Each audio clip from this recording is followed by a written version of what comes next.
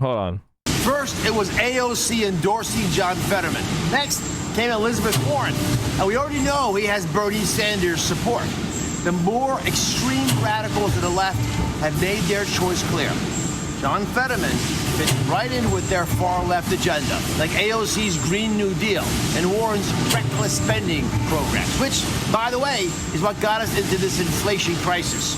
When America's most extreme liberals are endorsing John Fetterman, it tells you everything you need to know about what kind of senator he would be. Pennsylvania deserves better than the squad.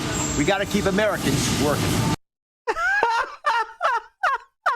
Is this video shot from John Fetterman's POV?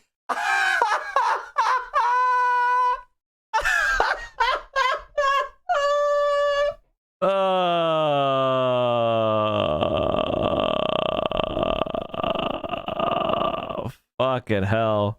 This is a great banger tweet, dude. Mehmet versus John Fetterman, PA Senate 2022. Real Adol, thank you for the Prime for 7 months. Holy shit, banger tweets. This just dropped. New Fetterman ad literally just dropped. This is John Fetterman. It's a fundamental choice that we have here. I only got involved in politics to make my town, then Pennsylvania, a better, safer place. He just moved here to run for office. Dr. Oz moved in with his mother-in-law to qualify for the race. Do you want someone that's all about North Jersey? Look, he's not one of us. He says he'll fight for working people. Okay. Hey, Doc Hollywood, save your money. Pennsylvania is not for sale. I'm John Fetterman, and I approve this message. This is John Fetterman. It's a fundamental choice that we have here. I only got involved in politics to make my town, then Pennsylvania, a better, safer place. He just moved here to run for office. Dr. Oz moved in with his mother. Based. This will run statewide cable and on broadcast in Scranton, Pittsburgh, and Erie. Hell yeah, dude. Fetterman running ads now is a very good sign for where they're at. It means that they feel like they can bring in enough money to keep it running all the way through November, and they're already taking shots at Oz. So with all of his houses, how did he not have a PAA house? Because he doesn't live in Pennsylvania and didn't want to be here. So there you go. Boomers are to blame for every problem. Yeah, that's right. I'm doing generational warfare. Fuck off. We're just naming it leftist 4th of July. Boomers are to blame. Somebody is probably pushing up their glasses right now and cracking their knuckles because they're about to type in the chat. Actually, Mike, if you do generational warfare, you're hurting leftist solidarity, and there are a lot of good boomers out there. I'm one of them. And when you do generational warfare, you are distracting us from class conflict, which is the only war. Well, guess what, motherfucker? Boomers have all the wealth. So I am doing class war. What now? What fucking now? Uno reversal. I really appreciate this comment. I'm a boomer. I remember being able to deduct the interest you paid on credit cards, and the interest rate was low. Politicians ruining this country. If this is your first time seeing me, my name is Kat, and I'm the Boomer Slayer. And I've got visuals. Let me introduce you to a fun little thing called political power. Baby boomers hold 47.4% of the political power in the United States. Silent Gen has 12.1%. Gen X has 29%. And millennials only have 10. Poor Gen Z. How do we calculate this political power? Well, thank you. I'm so glad you asked. Political power is calculated by voter distribution, political spending, federal positions, state positions, and local positions. Baby boomers make up 32% of the voter distribution, 39% of the spending, 59% of federal positions, 68% of state positions, and 39% of local positions. When you look at political spending, Silent Gen and Boomers control almost 80% of the political spending. And if this isn't clear enough that we don't have an equal distribution of representatives in this country, then this will give you a good representation. Look at this. And even though there are more millennials out in the workforce and in the population, look at this tiny fraction of representation. It's easy to just point the finger at the politicians, and yeah, a lot of them. But when you look at voter distribution and who's taking up these seats, you can clearly see why it's so easy for us to say boomers are the problem. So this TikToker by the name of OG Boomer Slayer points out something that's really Actually, and I'll say this: it's more than just this. If you look, it's not just the spending; it's the fact that millennials are actually voting. Millennials are voting.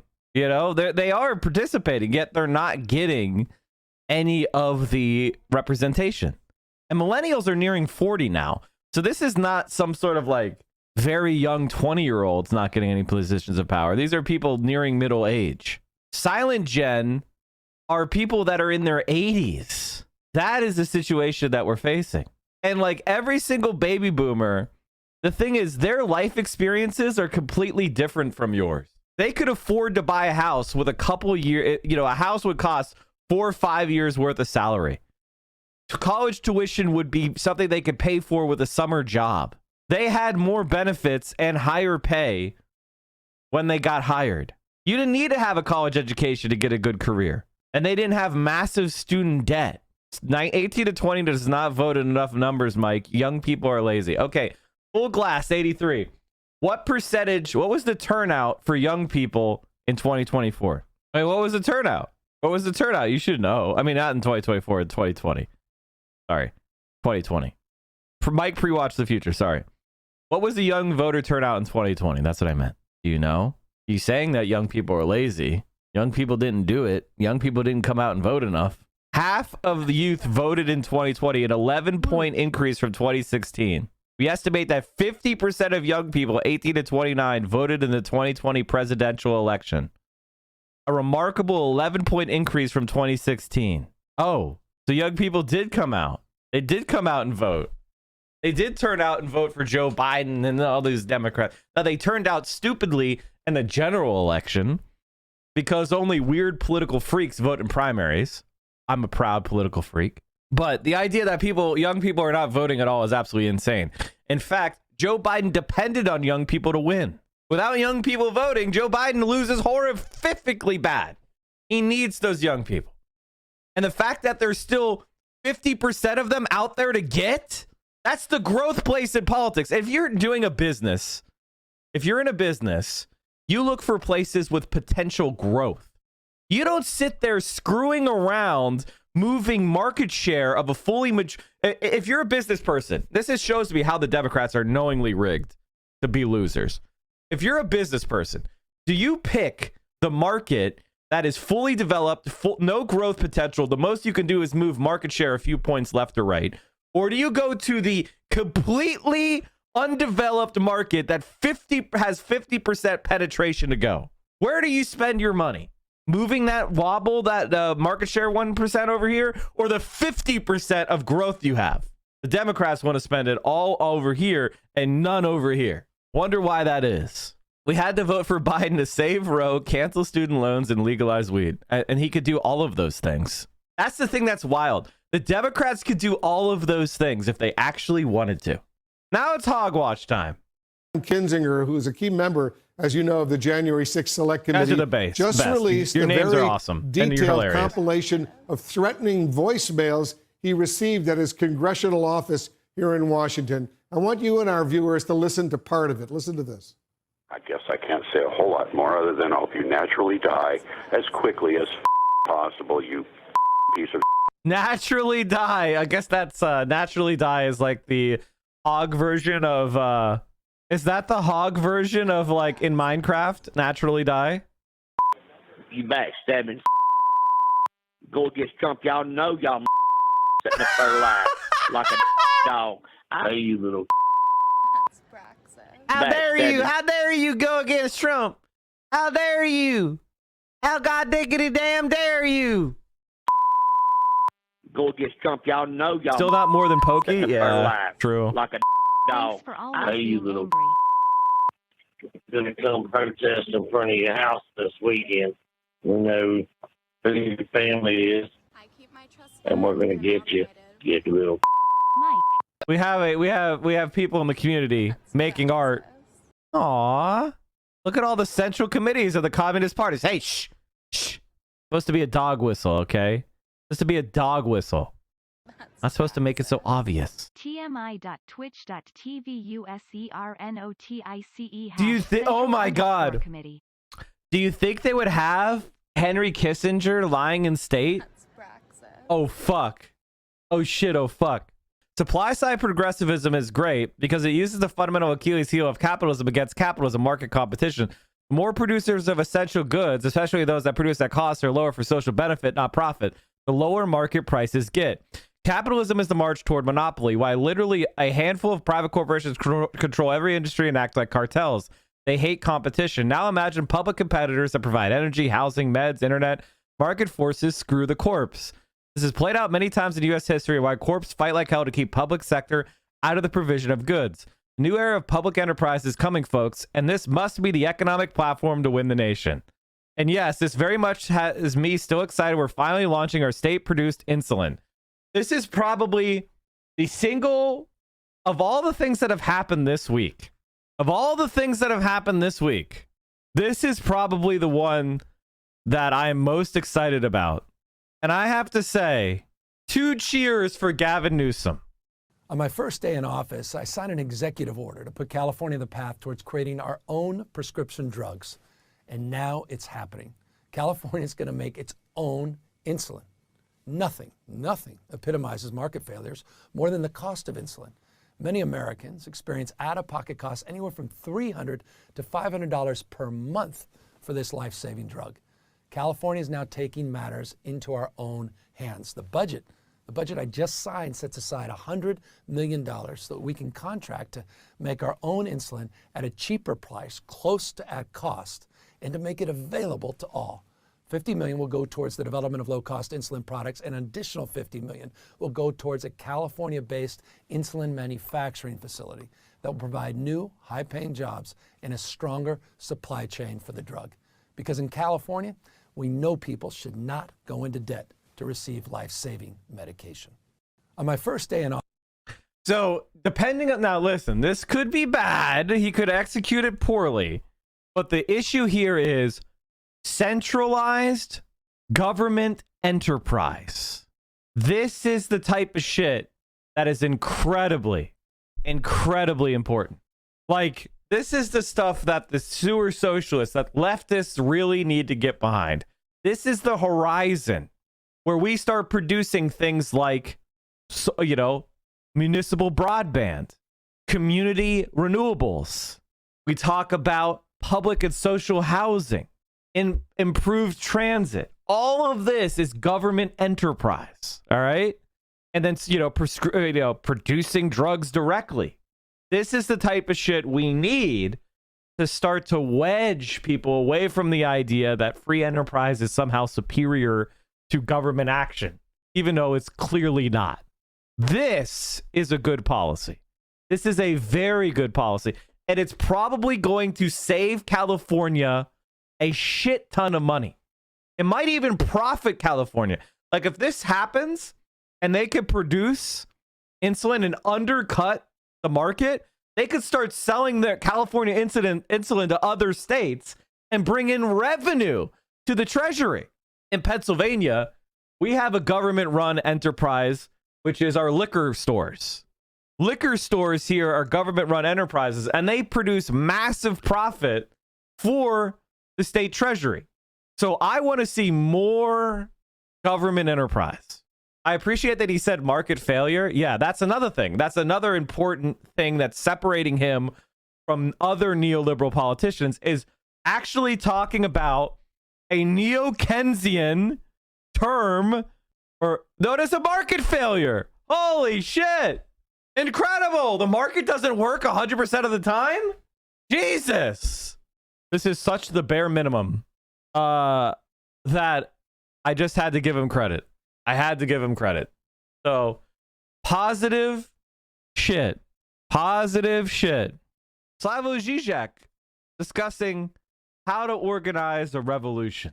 The old Trotsky versus Lenin question. To conclude, so that if you allow me another 5-10 minutes, so that I return, or at least not return, I never was there, to the title of my talk. You know, I read a fascinating book I don't think it's in print now, but you can download it from, I don't even know. Why is it doing Dutch? Curzio Why the fuck is it doing Dutch? Malaparte, an Italian author, first a fascist, then he moved Raiders. to the left. Thanks, Later bud. in his life, in 1931, he wrote a book about technique of revolutionary coup d'etat, something like that. A wonderful and I think correct analysis of Bolshevik revolution. He went there, and it was just before full onslaught of Stalinism, so he was able to talk with all the people and so on and so on. And he came to this result, that the true genius of the revolution was even more Trotsky than Lenin. Why? Now this may sound eccentric because it's not the Trotsky you maybe heard about. Lenin was in between when Lenin was a strategic genius. He saw a brief opportunity, we can grab power now, of the revolution. Pokodoko, thank you for the tier 1. Basically, till Trotsky converted him, Lenin remained a traditional revolutionary. His idea was gather thousands of workers and soldiers, attack parliament, imperial castle, whatever, big centers of power. Trotsky had an absolutely ingenious idea, and he did it. He says, but wait a minute, look at the modern state, how it functions. Forget about all that bullshit, the crowd confronting police and blah, blah. A modern state functions through just some 8, 9, 10 knots centers of, technical centers of power. Railways, post office, phone, electricity, water supply, and so on. Before you play all those revolutionary games, storming parliament or whatever, in a discrete, quick operation, you should take control of this.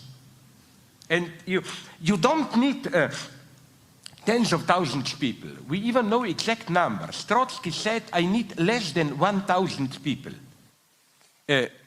Dispersed, organized in groups of 20 with soldiers, I mean, people ready to fight, and especially good technicians. And it's incredible what was, this is the true unknown story of October Revolution, what was happening weeks before the revolution when they were getting ready. The government, Kerensky, all them, none of them expected this. And this group, for example, every morning in front of the central post office, groups of Bolsheviks came and ran up and down the stairs and so on, and people simply didn't notice it. They thought, are they crazy or whatever? The same for electricity and so on and so on. So in the night before the October Revolution, Trotsky did it. It was over in one night. All these knots of power were under his control, and the game was over. Then all that, you know, storming Winter Palace, blah, blah, that was a comedy. I mean, Kerensky and the army, they knew revolution is coming. It was an incredible event, October Revolution, because they knew and they were still getting ready for the traditional confrontation. Gather the army here, people here to protect the parliament. Trotsky just ignored that, said, who cares about that? Control this and everything else will be thrown into disarray. Why am I mentioning this? You can guess. Because I think that today, the situation is even more like that one. And the name of this machine, it's no longer a railway this, that. It's simply the digital network. This is why I think today we not only need political organizations, like parties, maybe a new forum. We not only need mass crowd mobilization, we also need, I use with all the danger this implies, this term, narrow, fanatical, highly specialized units. Because everybody knows, especially those in power know it, that our societies function, the life, the everyday exchange of our societies, electricity, water, food supply, everything, is to such an extent mediated through digital networks that the one who controls that controls everything. And those in power are getting ready of it. They're in China and so on, it's clear. But, you know, I don't like to mention China too much because we are doing the same thing. We just project it onto China as the evil one and so on. So I think that that's why we need, with all the mistakes he made, people like Julian Assange, WikiLeaks, and all that. The real struggle will take place at this. If we don't somehow regain control over the digital network, those in power will still have the possibility to block, to sabotage any kind of public disorder, and so on and so on. One of the absolutely crucial struggles is this one. I'm not saying it is the exclusive struggle.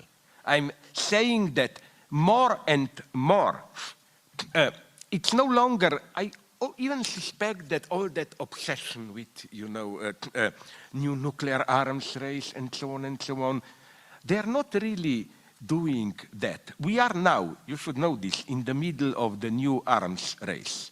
It's not only that Trump wants to step out of it. They are all for a decade already in it. But it's not so much nuclear arms. It's they're obsessed with new supercomputers, digital control, and so on and so on. And so, again, they know that, those in power know that even if you have a big mass upheaval, if you suspend, if you sabotage, block the digital network, people are isolated, you can block it. So we have to prepare also for the struggle at this level. And one of the reasons why I played you this is because that's why January 6th failed.